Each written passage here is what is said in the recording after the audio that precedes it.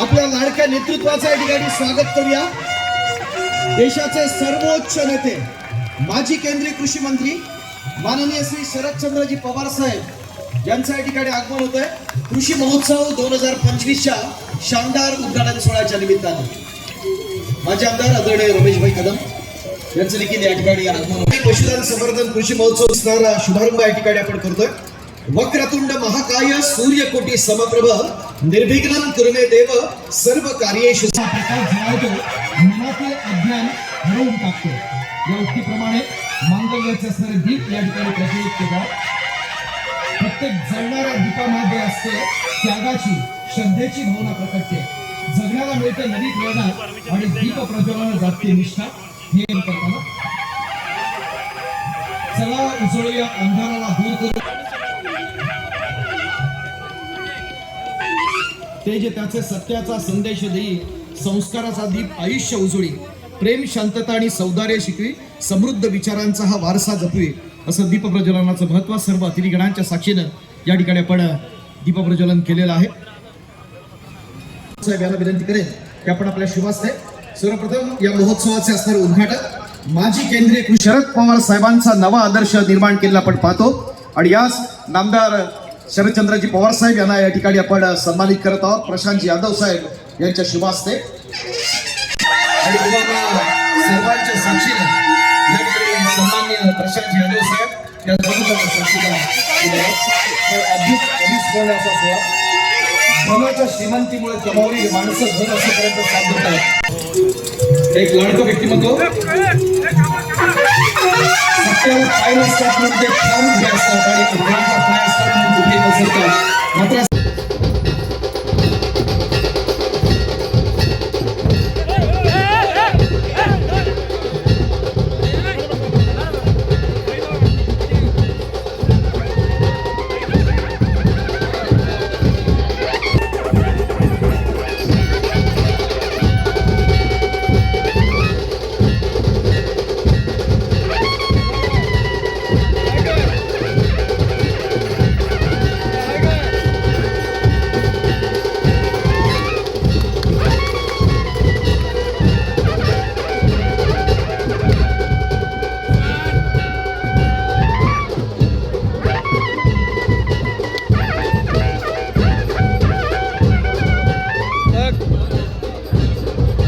खाली घेतलं जाणार की गर्दी किती आहे काय या आला काय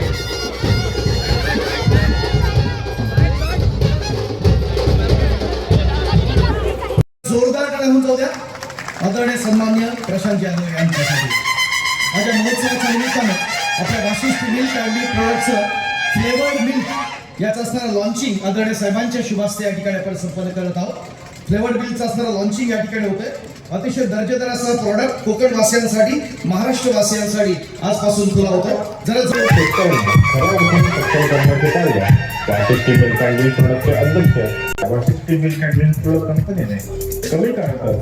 प्रशांत यादव यांचं अभिनंदन करेन की त्यांनी हा आजचा कृषी महोत्सव 2025 आयोजित केला।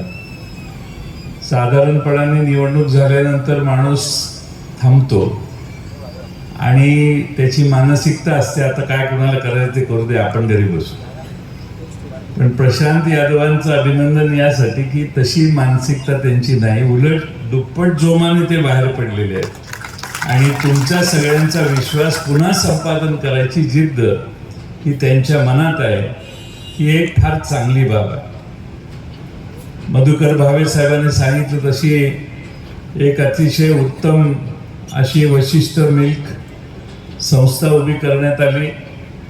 अतिशय उत्तम काम मगाशी आम्ही त्यांच्या प्लांटवर गेलेलो, तिथं दाखवलं आणि आज या भागातल्या सर्वांच्या उपयोगी पडणारे हे शेतकऱ्यांसाठी प्रदर्शन या ठिकाणी निर्माण उभं केलेलं आहे।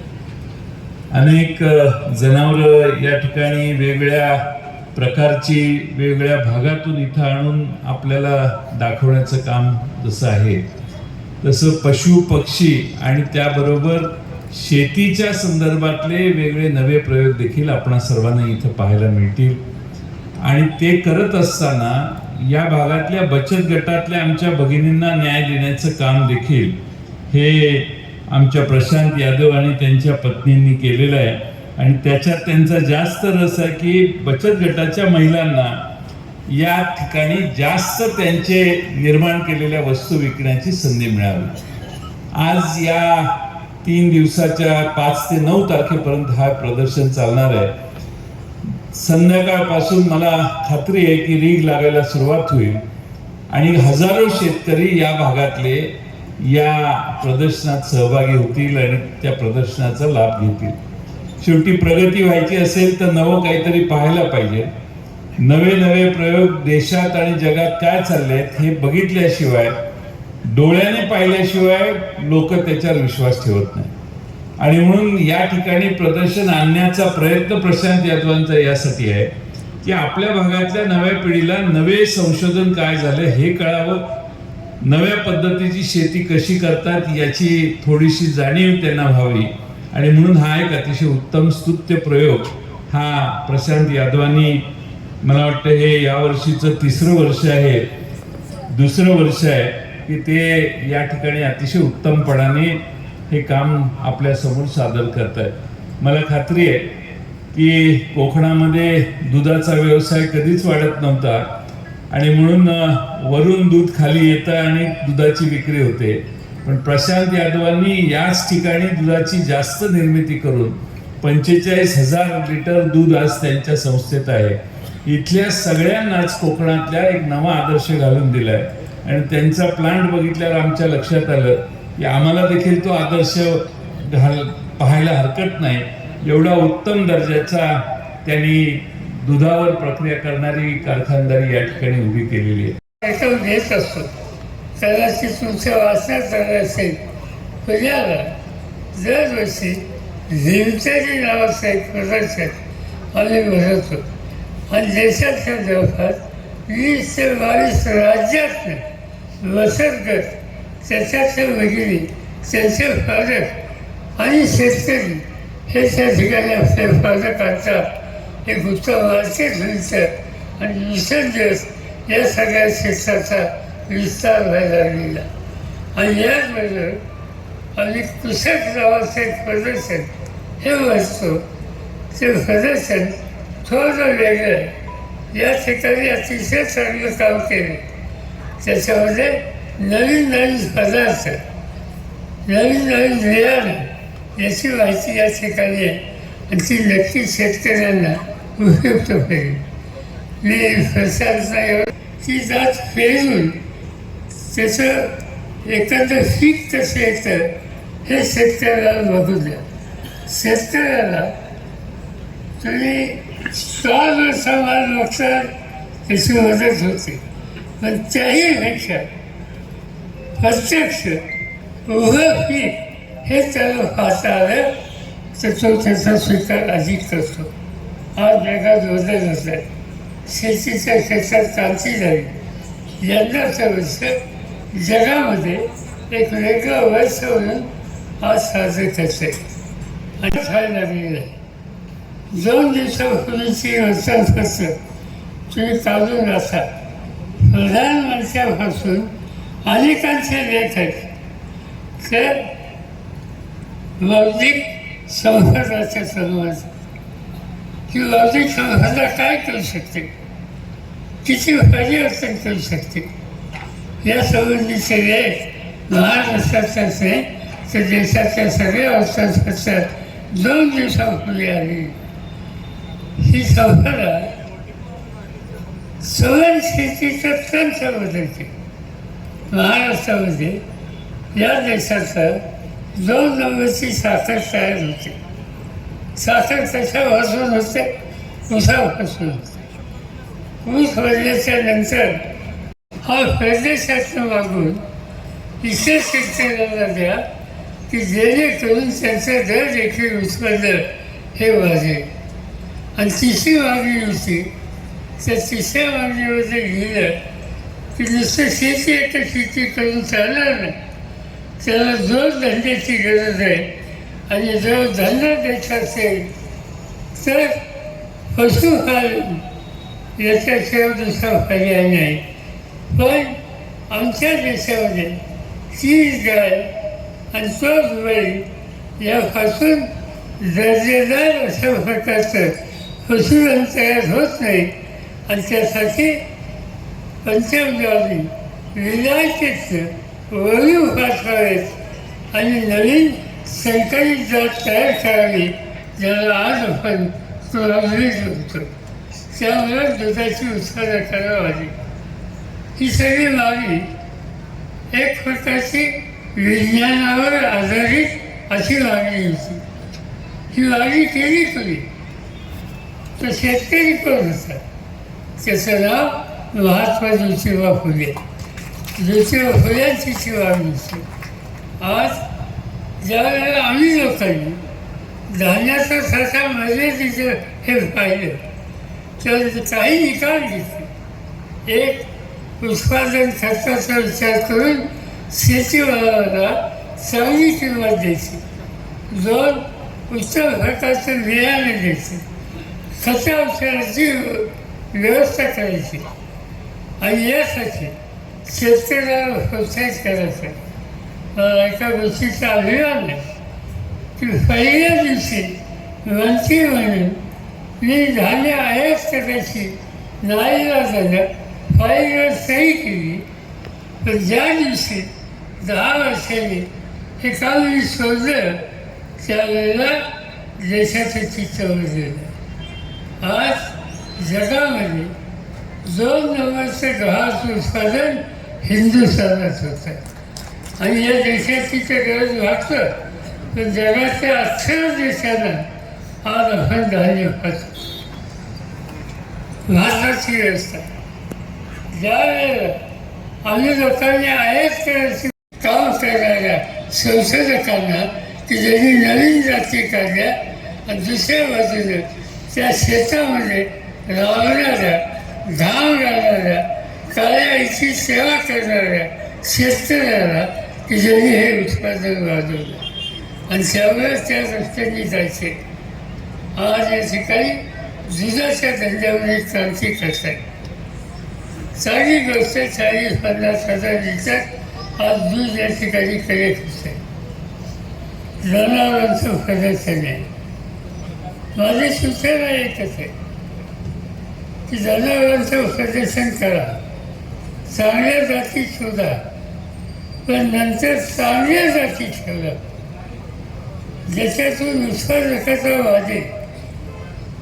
आणि दुसरी गोष्ट तुम्ही या ठिकाणी अतिशय उत्तम केली की या वाशिष्ठीच्या वाचतात जे दूध तुम्ही कलेक्ट करता त्याच्यापासून वेगवेगळ्या प्रकारचे पदार्थ आज तुम्ही करायला लागलेला आणि त्याला मार्केट आहे.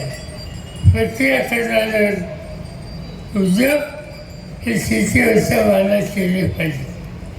ज्यांचं पाटील या ठिकाणी इसरपुरा राजाराम बापू सहकारी डेअरी त्यांचे पदार्थ आज मुंबईच्या बाजारात मिळतात, पुण्याला मिळतात, कोकणामध्ये मिळतात आणि त्यामुळे शेतकऱ्याला दुधाची अधिक किंमत देतात. मी स्वतः याच्यात लक्ष घातलं होतं माझ्या मतदारसंघामध्ये आणि आजूबाजूच्या 2-3 जिल्ह्यातलं दूध गोळा करायला सुरुवात केली. आज दिवशीला आम्ही लोक त्या ठिकाणी 8 लाख लिटर दूध कलेक्ट करतो आणि त्याच्यावर प्रक्रिया करायचा निकाल घेतो. याच्या आधी हे दूध आम्ही पुण्याला पाठवत होतं, मुंबईला पाठवत होतं, वजळीला, पण आम्ही हे बंद केलं आणि त्या दुधावर प्रक्रिया सुरू केली. दुधाची पावडर केली. त्या पावडरपासून परत चॉकलेट आणि अनेक गोष्टी या तयार करायला लागल्या. एक इतकी वेगळी कंपनी तिचं नाव फेररो रोसे. त्या कंपनीचं तंत्र, तिचं ज्ञान, तिच्या काही त्यांच्या काही फॅन पावडर केली. पण जेव्हा पावडर करून चालणार नाही त्याचं पुस्तक पावडर हे केलं पाहिजे आणि त्यासाठी इतकीची फेररो रोसे नावाची कंपनी आज आम्ही त्या ठिकाणी आणली आणि त्या दुधावर प्रक्रिया करतो आणि त्यातून तयार होणारे चॉकलेट हे दुबईला जातात, हे सिंगापूरला जातात, हे आजूबाजूच्या देशात जातात. मी मुंबईच्या विमानतळावर अनेक वेळेला बघतो की तिकडून येताना परदेशातनं हे चॉकलेटचे बॉक्सेस लोकांच्या हातात असतात, पण त्यांना माहिती नाही की हे चॉकलेट शेवटी महाराष्ट्रात तयार झाली, इथून निर्यात झाली आणि त्यावरती इच्छा यायला लागली. आणि नेमकं हे सूत्र प्रशांत यादवनी सुखरूपपणे केलं. आज वाशिष्ठीचे जे पदार्थ आहेत ते प्रत्येक पदार्थ हा बघितला.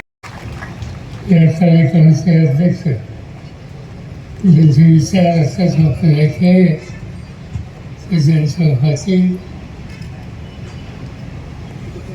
कोकण कृषी विद्यापीठाचे कुलगुरू डॉक्टर संजय भावे, आमचे सहकारी ज्यांचे विचार असतात आपण ऐकले ते भास्करराव जाधव, सत्यजित सिंह पाचनकर, रमेश कदम, सुप्रीम नागरी सहकारी पत्रकार संस्थेचे अध्यक्ष आणि संस्थापक सुभाषराव चव्हाण, महाराष्ट्राचे ज्येष्ठ पत्रकार मधुकर माने आणि हा सण एक महोत्सव शेतीच्या संबंधीचा आयोजित करण्याच्यासाठी ज्यांनी पुढाकार घेतला डॉक्टर सरकारी प्रशांत यादव, भागातून आलेले शेती आणि शेतीच्या उद्योग असता असलेले अफल बंधू भगिनी आणि विचारलं. अतिशय आनंद आहे. एका वेगळ्या दिशेनं कोकणाची लढी केली ही लेण्याचा प्रयत्न आज प्रशांत यादव आणि त्यांच्या सरकारांच्या वतीनं होतं. मध्यंतरीचं आल्याच्या नंतर वाशिष्ठी विरुद्ध प्रोजेक्टच्या संबंधीचं युनिट इथं जे उभं केलं त्याची माहिती घेतली आणि मला स्वतःला आनंद झाला की योग्य दिशेनं जाण्याचं काम या ठिकाणी होतं. या देशामध्ये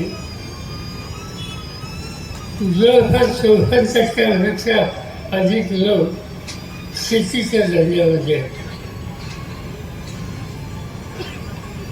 ही शेती फायद्याची कशी होईल आणि देशाची गरज कशी वाढवता येईल यासाठी काही गरजवत निर्णय हे घेतले गेले आणि त्याचा परिणाम आज देशाचं चित्र बदललं. मला आठवत आहे माझ्याकडे एकेकाळी लहान असताना शेतीवरती म्हणून काही दिवस काम होतं.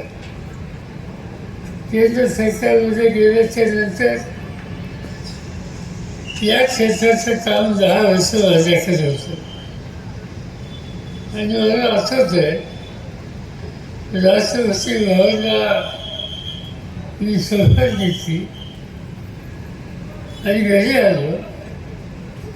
पहिली फाईल माझ्या पुढे आली सचिवाच्या मार्फत आणि त्या फाईलमध्ये प्रस्ताव होता की देशामध्ये 2 महिने पुढे एवढा गहू आणि तांदूळाचा साठा आहे आणि त्यासाठी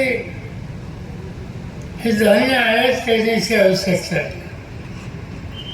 मी अतिशय अस्वस्थ झालो की पहिला प्रस्ताव माझं पुढं परदेशातनं धान्य आला या संबंधीचा होता. एका बाजूला आम्ही म्हणतो किंवा कृषीप्रधान देश आहे, शेतकऱ्यांचा देश.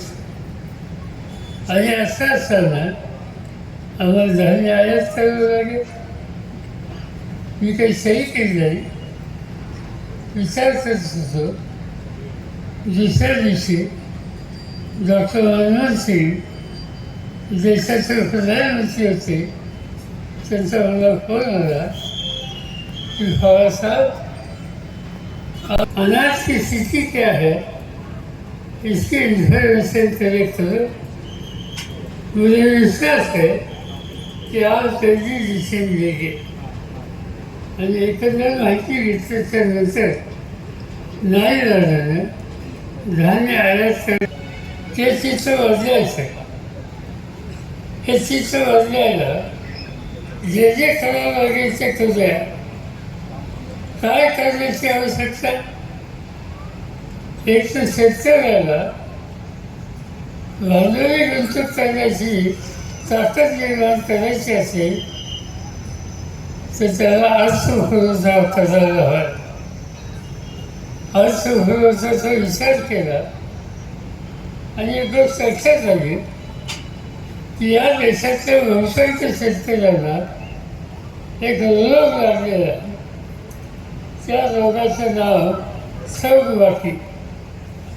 कर्ज घेतलेलं आहे, परत करू शकले नाही, ते थकलं.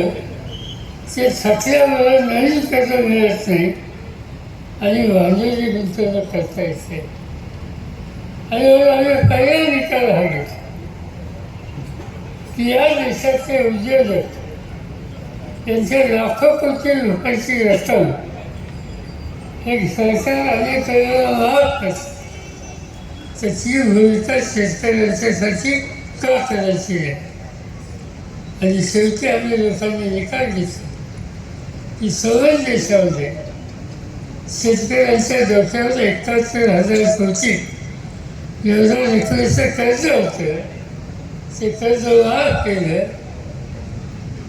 सगळे शेतकरी कर्ज घ्यायला पात्र झाले. त्यांना कर्ज मिळायला लागलं. त्यांनी कर्ज घेतलं आणि शेतीमध्ये भांडवली गुंतवणूक जमिनीमध्ये वेगवेगळे टाकून पीक तयार करून ते तुम्ही शेतकऱ्याला दाखवा. माझी खात्री तो शेतकरी अधिक जोमानं त्या ठिकाणी काम केल्याचं म्हणाले. आणि म्हणून या सगळ्या क्षेत्रामध्ये खूप बदल होत आहेत. त्या बदलाची नोंद आज या ठिकाणी घेतली. त्याचा मला आनंद. प्रशांत यादवने हे काम सुरू केले. अखेरची साथ त्यांना मिळाली तर अनेक गोष्टी करता येतील. परवा कशाबद्दल करता येते, अन्नधान्याच्या संबंधीचं करता येईल, डाळींच्याबद्दल करता येईल, मत्स्य व्यवसायाच्या संबंधी करता येईल, दुधाच्या संबंधी करता येईल. अनेक गोष्टी करता येतील. आणि माझी खात्री आहे की कोकणामध्ये या सगळ्या गोष्टीच्यासाठी प्रचंड संधी आहे. त्या संधीचा शोधा हे करायचा निकाल घेऊन आपण धावण्यासाठी तर कोकणाचा चेहरा बदलतोय. तो आणखीन बदलेल. तो एक संपन्न भाग म्हणून या भागात नवीन दिशा दर्शक निवडणुकीपूर्वी दिलेले सरसकट सगळ्यांनी आणि आता फेर सर्वेक्षण किंवा नियम अटी नेमकं काय? नाही, लाडक्या बहिणीसाठी सगळ्या ज्या सवलती यापूर्वी दिलेल्या आहेत, मी विधानसभेतही सांगितलं की त्यातली कोणतीही सवलत या कोणत्याही लाडक्या बहिणीला कुठल्याही परिस्थितीमध्ये पैसे बंद होता कामा नये. ज्या काही निकष लावायचे ते इथून पुढं ज्या नवीन बहिणी ॲड होतील त्यांना लावाव्यात. इथंपर्यंत ज्या स्वतःहून येऊन अर्ज लाईनीत उभ्या राहून भरलेल्या आहेत त्यांना थांबवणे योग्य होणार नाही. सर, बीडच्या प्रकरणामध्ये काय दाखवेदारी मंत्रालयात जातात काय सांगाल? बीडच्या प्रकरणामध्ये काय दाखवेदारी मंत्रालयात जातात काय सांगाल? नाही, आता ते सगळ्या गोष्टी हळूहळू पुढं आल्या की त्यावर बोलणं उचित आहे. आधीच कोणत्याही गोष्टींच्या बद्दल टोकाची भूमिका घेणं योग्य नाही. पोलीस योग्य ते तपास करतील आणि योग्य ती माहिती पुढे आणतील अशी आम्हाला आशा आहे. वाल्मिकी कराडांचा आका कोण मंत्रिमंडळात आहे की मंत्रिमंडळाच्या बाहेर आहे? ते ज्यांनी ज्यांनी आका हा शब्द रूढ केला त्यांना विचारा, मला माहित नाही ते कोणाचं नाव घेऊन बोलतात. देवेंद्र फडणवीस विधानसभा निवडणुकीनंतर महाविकास आघाडीतील अनेक नेते असतील किंवा जे पराभूत उमेदवार आहेत त्यांच्यामध्ये कुठेतरी नाराजीचा सूर दिसतोय. कोकणातले शिवसेनेचे नेते राजन साळवी हे देखील भाजपच्या वाटेवर असल्याचं म्हटलं जातंय. काय एकूणच महाविकास आघाडी कसे पाहते? एक पराभव झाल्यावर थोडा काळ वाईट वाटतं, नाराज होतात लोक, पण कुठं जातील असं मला वाटत नाही. ते देवेंद्र फडणवीस म्हणतायत भाजप हा देशातला सर्वात मोठा पक्ष आहे म्हणून. अर्थात संख्येप्रमाणे तोच मोठा आहे ना.